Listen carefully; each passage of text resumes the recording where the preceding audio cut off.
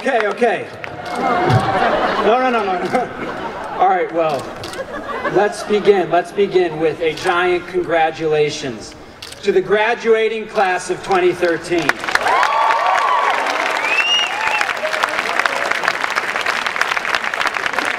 I don't know if you could tell, but I'm really swelling with pride right now. I feel so honored to be up here in this privileged position, having the opportunity to address you and everyone who loves you. So really, thank you for this. I mean, 4 years ago, if you were to say to someone that knew who I was, that I'd be the guy chosen to speak at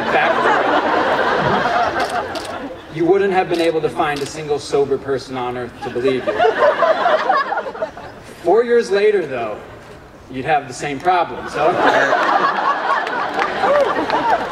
No, but having this opportunity is a great honor, and I want to start by telling everyone here a little bit about myself. So my name's Sam Fuhrer. I originally came here to play football. I was a wide receiver, but I gave that up to dedicate time to other interests. I studied theater and neuroscience. I spent my entire junior year abroad. The first semester was spent in Italy. The second semester was in India.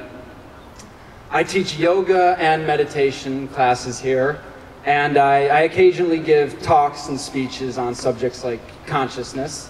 So this, Muhlenberg has allowed some really magnificent opportunities over the last 4 years, and I just want to share a little story with everyone, just a bit of the journey. So we are about to graduate from college. Some of us may never learn inside of a classroom ever again. Some of you never have learned inside of a classroom ever. Although we are done learning in the traditional way, some of us are done learning in the traditional way, we're still continuing our education. And the story is about seeking teachers outside of the classroom, learning through experience, and the power of being aware, saying yes to opportunities, and this idea that there can be life after life. So the story begins in the sacred city in India of Varanasi. So Varanasi is one of the holiest places on earth. It's said that if you die in Varanasi, you are assured good karma in your afterlife. So elderly Hindus sometimes spend the better part of their last years on earth making a pilgrimage to get to this city. So it's a Mecca in a way for Hindu culture. And in India, there are over 800 million Hindus. And Tantrism is a sect of Hinduism that I was interested in. And it's devoted to physical rituals that a devotee practices to experience the divine within his or her own body.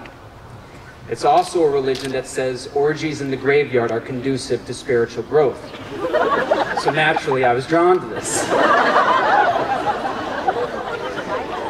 So I found out that Varanasi was the only place where I could, in all of India, where I could learn the secrets of Tantrism. And I had to study under a guru.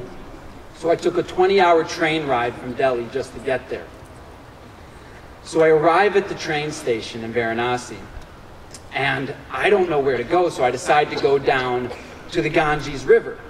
And the Ganges River is this sacred river in India, and once people are cremated, the ash is usually sprinkled into the river, and they're carried into a peaceful afterlife. So I go down to the river, and I get directions to where I can find a guru. And I begin walking down one of the most cluttered roads I'd ever seen in my life. So I don't know if any of you have ever been to India, but there's this saying there that if it exists in the world, it can be found on the road. That means everything from elephants, monkeys, camels, goats, stray dogs, and every form of transportation made in the last 5,000 years is on this road. And I'm walking down it with nothing but the clothes on my back and my travel guitar case. And I'm starting to lose hope in these directions because I haven't seen anything that looks like a guru. And then I see a giant palace, this white marble palace up in the distance. So I start running up to the palace, and there's a gate on the door. And I knock on the gate, and a beautiful lady answers. So I tell her who I am and what I wish to study. And she says, "One moment."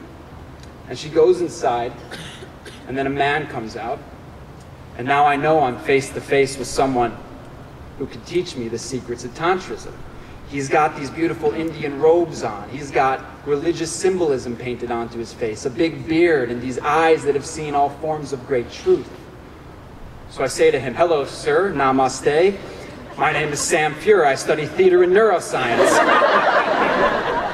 And I want to do research on Tantra." And he looks at me like he's disgusted. And he says, "No, you cannot do that here." "What do you mean I cannot do that here? I've come all the way from New York. Like, I'm a Jewish boy. I just want to learn about Tantra. Do you even know the secrets of Tantra?" And he says, "I know Tantra very well, but this is something you cannot learn by doing research. You cannot learn this with books."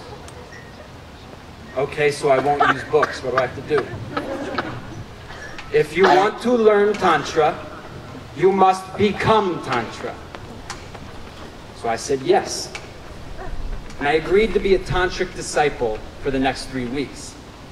This meant I had to wake up at 4 in the morning and bathe in the Ganges River with the cremated ash. I had to practice meditation and yoga for 5 hours a day, give up eating meat. I wasn't allowed to shave or cut my nails. And of course I had to abstain from all pleasurable acts. So at the end of the second week, I'm finally getting used to this intense schedule. And he comes up to me late in the evening, around midnight, and he's got a bottle of Old Tavern whiskey on it. And he says, "Come with me." And he takes me to the shrine that I'd been meditating in front of. And he takes out a jar, and he pours almost the entire bottle of whiskey into this jar. And he hands it to me, and he says, "Finish this." Now, normally you give me a bottle of whiskey, I'm going to drink it, I'm going to ask for another. But I hadn't been eating anything except organic vegetables and water over the last 2 weeks, that upon smelling it, I almost threw up.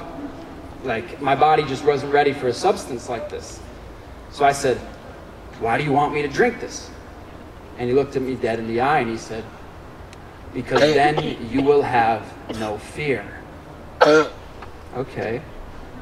So I understood that he didn't want me to use it for indulgent purposes, but that there was some deeper meaning behind it. So Tantrism is a religion that believes in cultivating the senses.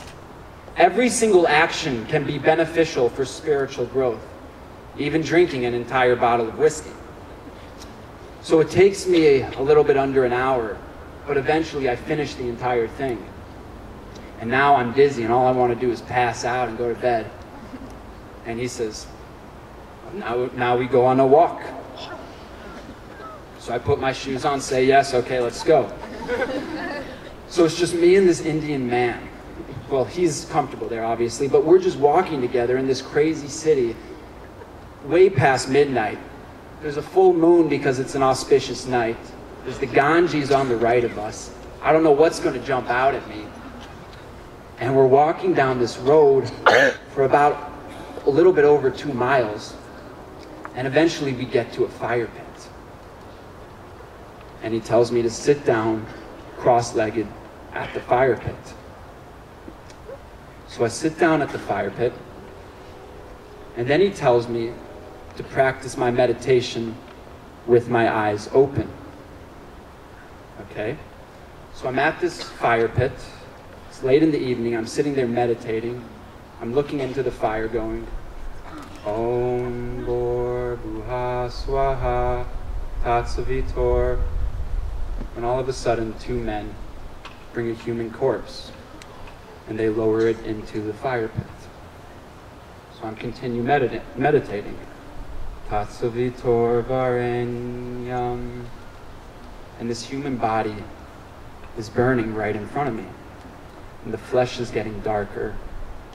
And I realize that this is the sacred cremation ground that Hindus spend some of the better part of their life getting to, and it guarantees good karma in their afterlife.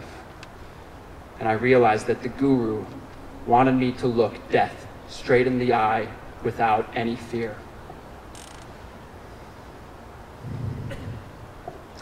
So over the past 4 years, reflect on a time that you took a risk.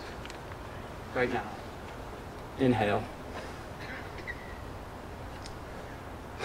It may have been difficult or uncomfortable at first, dangerous, but eventually you got to where you are right now. You're about to be a college graduate. The Bhagavad Gita says this. It's this ancient Hindu text, and it says, "You have the right to your actions, but never to your actions' fruits. Act for the action's sake, without any thought of results, open to success or failure." So choose the path because you will enjoy walking it, not because you think there will be a pot of gold at the end of it. In a way, ending college is the death of a past life. We cannot be afraid, but have to look it dead in the eye without any fear. Believe in life after life, and use the skills we've learned here to seek fulfilling opportunities outside of the classroom. Reach out to your guru. I mean, whether that's a teacher, a company, a coach, performer, spouse, and trust that once you figure out what it is you want to do, the universe will conspire in your favor.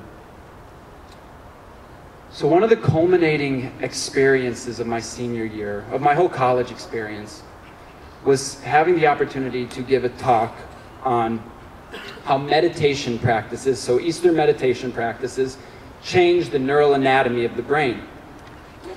So I did a lot of scientific research for this project, but the core of my presentation was based off of my own experience I had in India outside of the classroom. So trust that an education outside of the classroom is just as valuable. At Muhlenberg, some of the most profound opportunities for learning happened outside. I mean, I'm sure each of us can say we learned a lot from our mistakes. I know I learned from my mistakes, which were mostly made between the hours 12 and 5 every weekend. But we've learned through experiences, through adventures, triumphs, failures, and now this next milestone of graduating. And I want to leave you with this. Sometimes you cannot find the answer to your passion in books. But to truly live the life that you are capable of living, you must become your passion. Thank you.